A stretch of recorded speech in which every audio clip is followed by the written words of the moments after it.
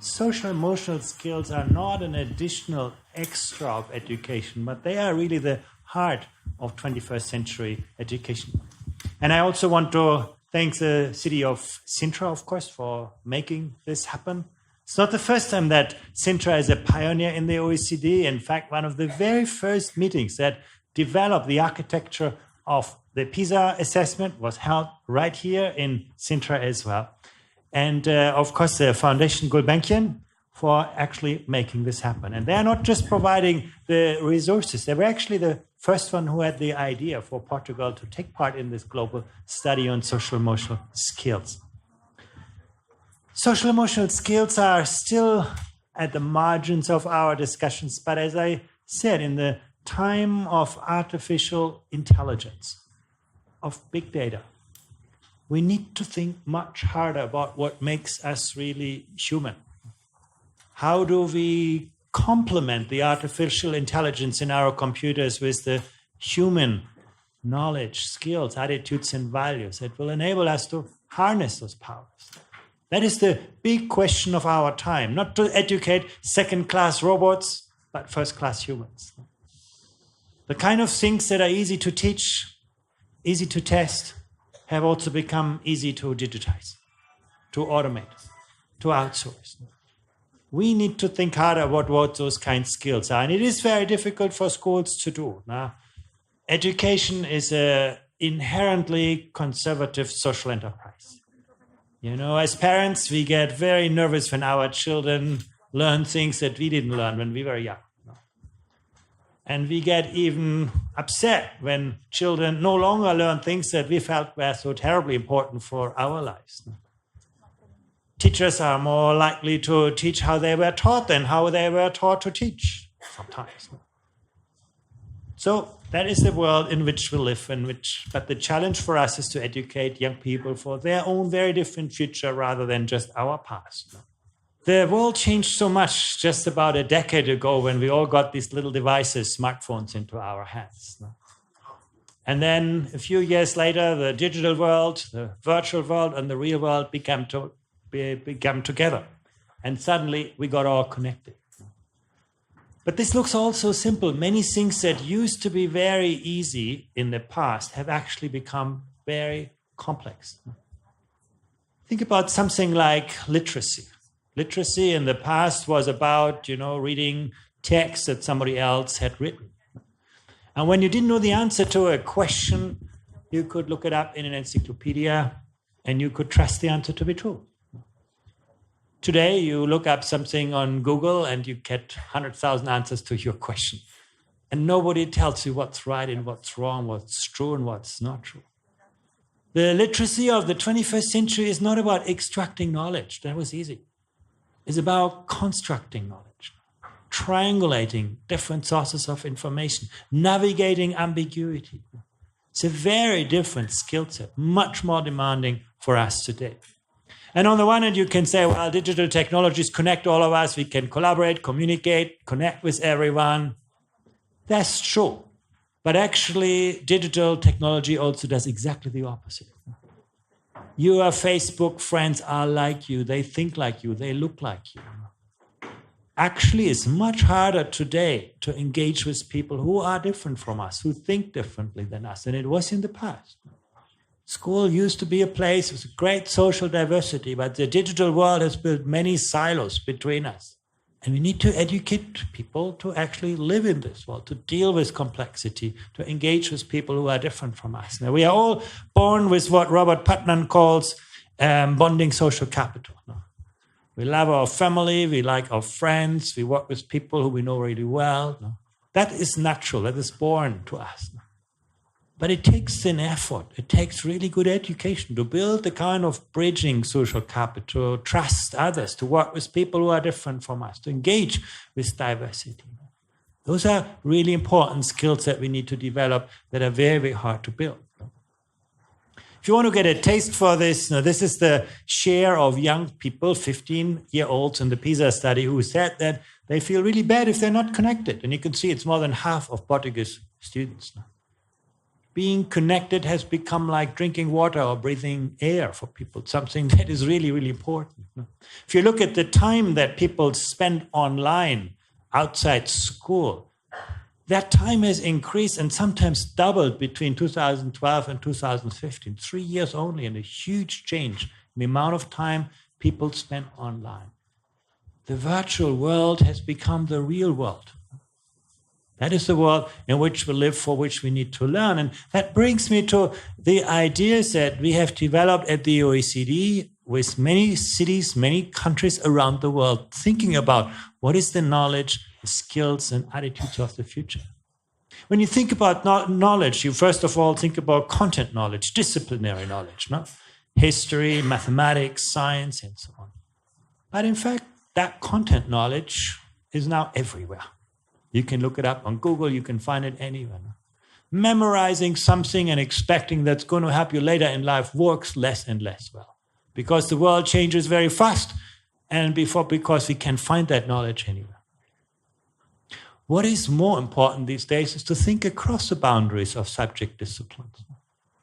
You see a problem, can you see and look at that problem from different angles, different perspectives? That's really important. Being true to the disciplines, but encouraging interdisciplinary learning. That's the key to success today. Even more important is what we call epistemic understanding. Can you think like a mathematician? Can you think like a scientist? Not to know a lot in physics, chemistry, and biology, but understanding how to design an experiment. Knowing the difference between questions that we can investigate scientifically and those that we cannot. Being able to think like an historian. History has very little to do with names and places. Those things are just the tools.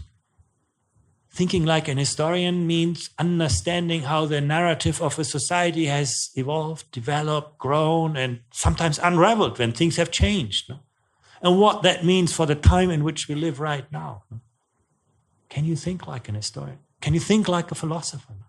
That kind of epistemic understanding is very important today, and it's much harder to teach.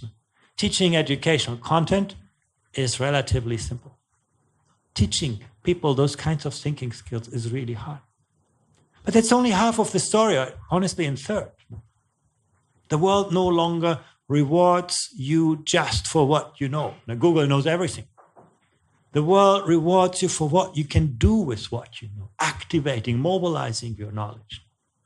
It's about skills. When we think about skills, the first thing that comes to mind is, cognitive skills, curiosity, creativity, critical thinking. But when you look around in the world, what gains most in value these days, and most important these days, is not those cognitive skills. Is what we call social and emotional skills. Your capacity to connect, collaborate, to take perspectives, to appreciate different ways of working, to see different facets of the world, to work with people who are different from you. Actually, when you ask employers what skill they value most, that is coming first these days. Those skills are no longer in the margin, they're really at the center of being successful today. Attitudes and values. Success today is not just about knowing and learning something.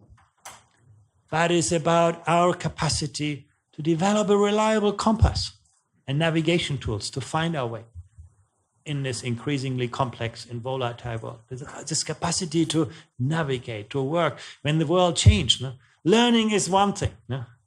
We know how to learn, we know how to teach how to learn.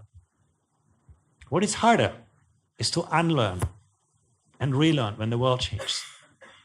We are very comfortable with the things that we have learned once in our lives. We try to use them all our life, and sometimes we forget and we don't even see when the world is changing and requiring a different way of thinking, a different skill set. No? Unlearning, relearning, that is at the center of social emotional skills these days. No? When you think about competencies, at the heart of all of this is agency, our capacity to do something. We know a lot of things. We can do a lot of things. But are we able and willing to mobilize our cognitive, social, and emotional resources to change the world, to stand up for injustice? Those are the kind of key, the agency, the ability of students to do something. And there are three classes of competencies that we put at a very high value. And the first is creating something new, thinking imaginatively, building something of intrinsic positive worth. This is really key to do. That's perhaps the biggest differentiator from computers, who are very good at replicating the past, extrapolating from the past, seeing patterns of the past. But it's the human capacity to develop novelty, to think a thought that nobody else has thought. Managing tensions and dilemmas. The world is no longer black and white. Reconciling conflicting perspectives, viewpoints. Managing and resolving conflicts. And last but not least, taking responsibility, having the intellectual and moral maturity to make decisions in complex situations. Those are key competencies that are very important these days. And when you think about what this means for pedagogy, for our way of learning, the first is our capacity to anticipate. Sounds so obvious, but it's actually really hard to do. We are very good in education to teach the next generation our truths, our knowledge, our wisdom, passing on what we know to the next generation. We are not often good enough in helping people to question the established wisdom of our times, to see the novelty, to see the new opportunities. Very important, a capacity to anticipate, reflection, stepping back, seeing the bigger picture, seeing the forest among the trees. Again, you look on the internet, you have a kind of vast stream, fast-moving information coming towards us. Can we find our way through this? Can we see the big picture? Very important.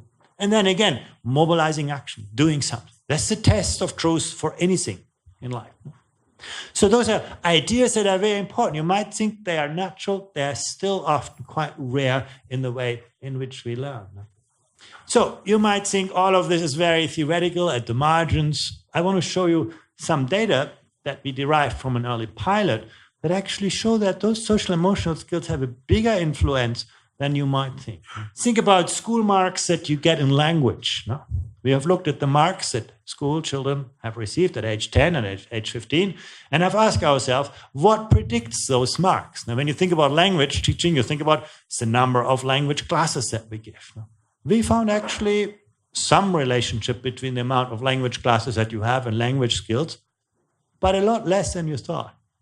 The best predictor was curiosity, the willingness of people to engage with those thoughts, persistence, no? Trying, learning, studying, no? Takes an effort, self-control, no?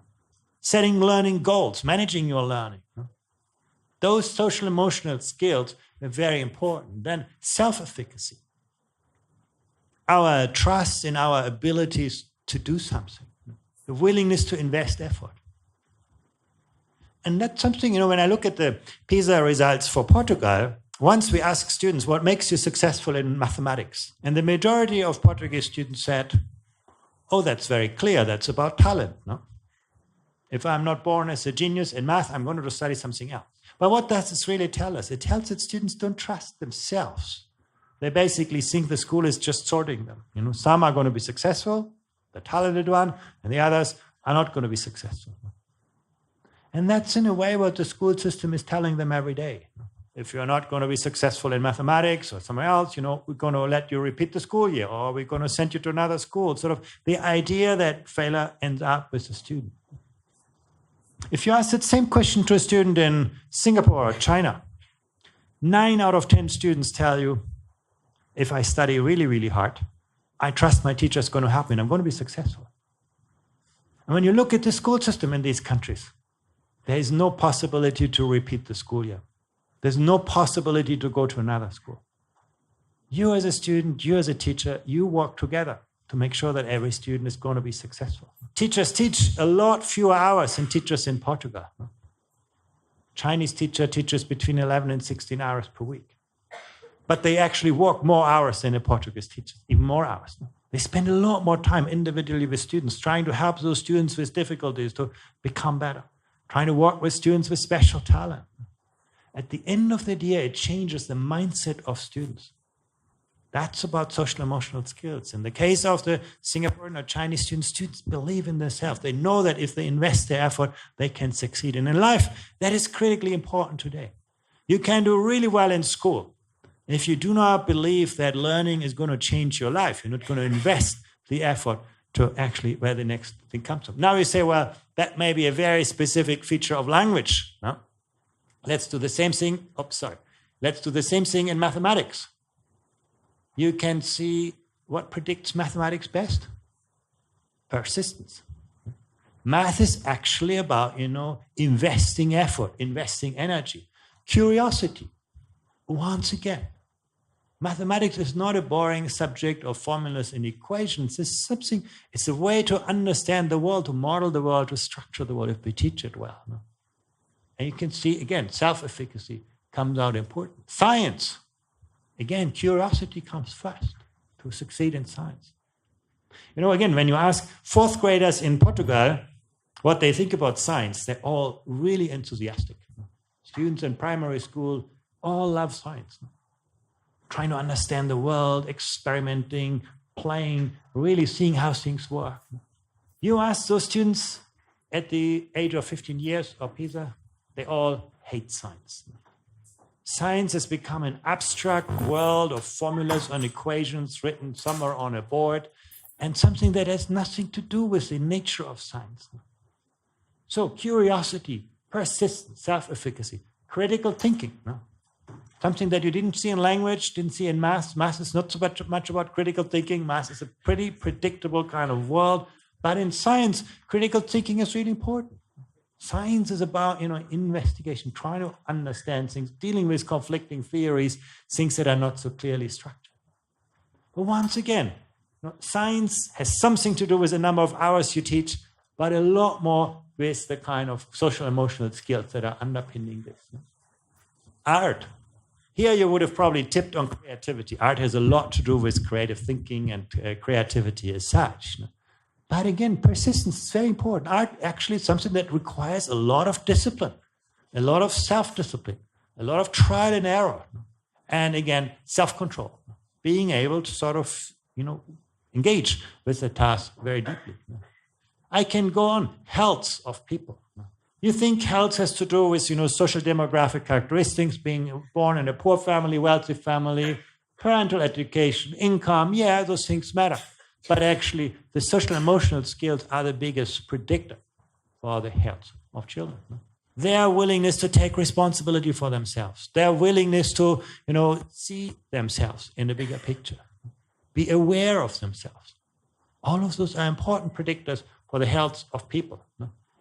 Here, even brushing your teeth is better predicted by your social emotional skills than by the education of your parents. Again, self-awareness, self-responsibility, those things do really matter for those kinds of things. Physical activities, same story. You can have a wealthy parent or poor parent, you can have a well-educated parent, poor educated parent. All of that matters really very little. Social emotional skills are very powerful predictors of those kinds of things. And sleep patterns, same kind of there, social demographics matter more, but in the end of the day, it's also a very important outcome of the kind of social emotional skills that we develop. So that's where our study, the study that you're going to do, is actually going to come from. We are looking at how we make those social emotional skills visible. Because at the end of the day, things that we can't see, that we can't touch, that we can't hear, we will not change. You cannot improve what you cannot see, and that's basically what this is trying to do. And you're not alone. You can see Sintra is in good company with many other cities around the world that are pioneering this at the very same time as we speak. In every part of the world, we do find cities that are working on these kinds of issues. So what are those kinds of skills? That's, of course, the hardest question. Social emotional skills is a big word, character is a big word, but we have some things that we are very interested in. On the social skills side, empathy, trust. Empathy is about perspective taking, seeing, feeling how somebody else is. Cooperation, those kinds of social skills are ones that we're going to look at. Open-mindedness. Remember our capacity to see the bigger picture. Oops, I don't know why this is moving by itself now. curiosity, creativity, energy, all of those kinds of engaging with other people, task performance, persistence, effort. Those are all variables that we are trying to basically measure. We wanted to do more. 19 skill sets were basically developed for an initial test, but we found we can only compare 15 of them meaningfully across countries. Some of those skills are too culturally bound to be meaningfully compared across students, schools, and countries, and that's basically what we are doing. We are looking at children, the social demographics, the daily activity. We collect data from parents. You ask, why do we need to ask parents those questions? Is another effort to do, because parents know a lot about the context. We need to understand their teachers, their attitudes, expectations, to what extent those kinds of skills are important, and the school principals also. This whole picture tells us something about how social and emotional skills are actually developed. The study is for the children administered online at ages 10 and 15. For parents and teachers, we do have an online version as well, but also a paper version or a telephone version for those parents and principals who prefer that. Sample selection, as I said, it's 10 and 15-year-olds. It's about students, sort of a good-sized sample that allows us to do this. And there will be a random selection of schools. This is not volunteering. This is basically ensuring that this is fully representative. On the study timeline, you can see this started already a long time ago. We did a field trial in 2018. We are now finalizing or have finalized the instrument. 2019, next year is the study implemented. Then we're going to have the kind of analysis of this. And in 2020, we will know about those results from the cities that are taking part. So you can see basically this is in a kind of good product. On the structure of the instruments, as I said, there is a questionnaire that we give that's basically including the assessment, and then the assessment of students and skills. You can see some of this are assessed indirectly, some of them are assessed directly. Now that's the nature of this. Some of these things are hard to observe. On the social, we know how to test mathematics, we know how to test reading, how to test science, but when it comes to social emotional skills, those things are actually much harder to make tangible, and sometimes they are observed better in indirect ways by asking people questions than by giving people a kind of direct assessment instrument. So that's basically how we have designed this after carefully piloting this. And I think I leave it here in order to give enough time for questions and discussions. I think this gives you a sense.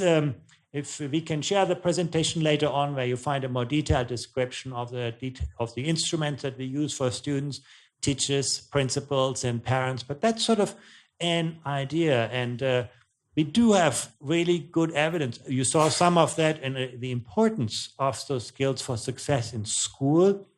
We have even more powerful evidence for the success of people in life. You know, the first time you do your job interview, your employer find out about your social emotional skills, not primarily your cognitive skills. And those things are actually very powerful predictors for success at school and in life. So I once again want to thank you sincerely for taking this effort. I know it's going to be a lot of work. I'm going to test the students, going to actually collect the data from parents, from principals, from teachers, and so on. But I'm firmly convinced that it's going to generate big and important insights for you in your school, for the city of Sintra, and for the world in better understanding the role of social emotional skills. Thank you very much.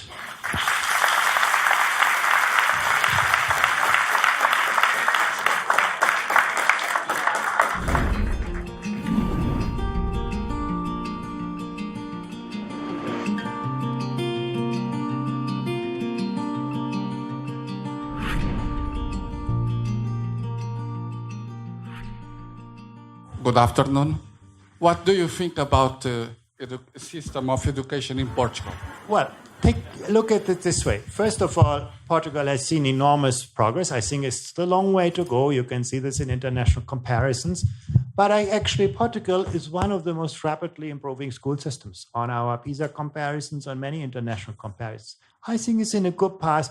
But what I'm more encouraged by is that Portugal is actually trying out new ways of working in the school curriculum, giving schools more discretion to actually shape what students learn, how students learn, and building more of those 21st century skills that I was talking about into the education system. I really think that kind of pioneering spirit to educate students for their future rather than our past, I think is a good strength of the school system here, no? Despite all of the things that still have to be done.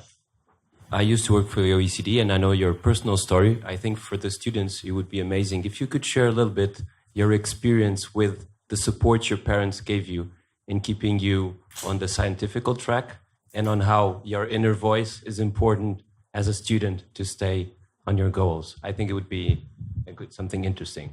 Yeah, I don't know where to start and what to tell you, actually. When I was in primary school, actually, I had great difficulties in school. I didn't really understand what all of this was about. I was not very successful. And the German school system is much harder than the Portuguese one. At the fourth grade, it tells you you're either going to be successful, then you can go to an advanced school system, or you are not so successful, then they put you in a kind of vocational track. And the school wanted to put me into the low-scale vocational track.